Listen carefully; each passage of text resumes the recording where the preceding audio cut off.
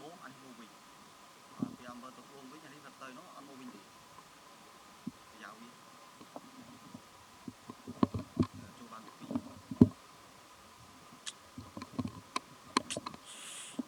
lá đấy kia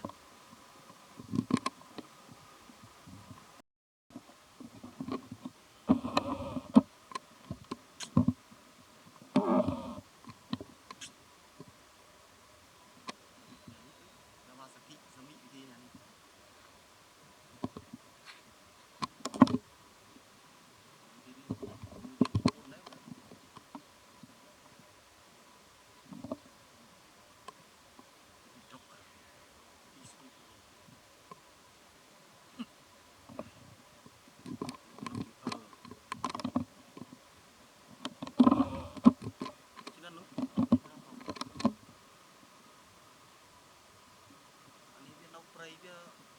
trơn và tôi bây thổ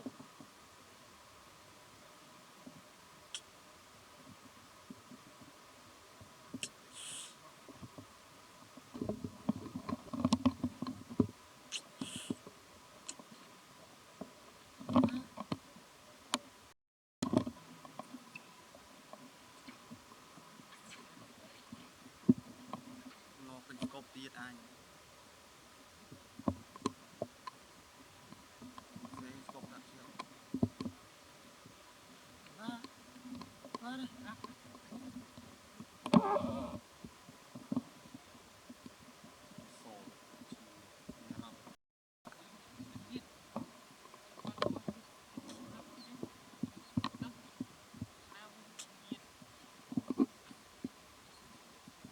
น้ำสะอาด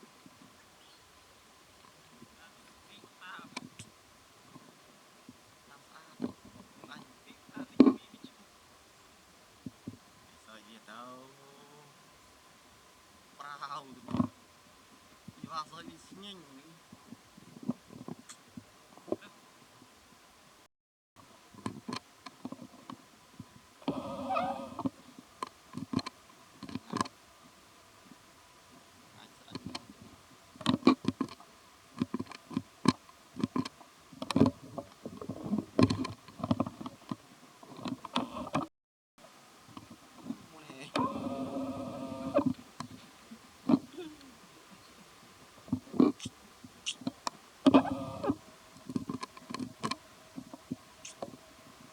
nói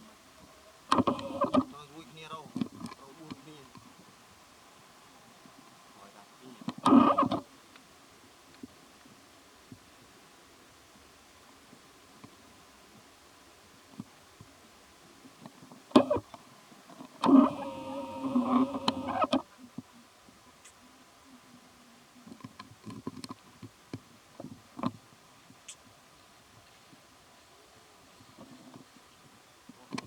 bạn thì ăn chắc con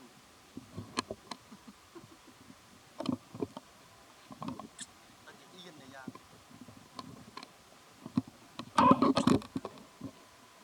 mua chẳng cho lúc nào bạn đi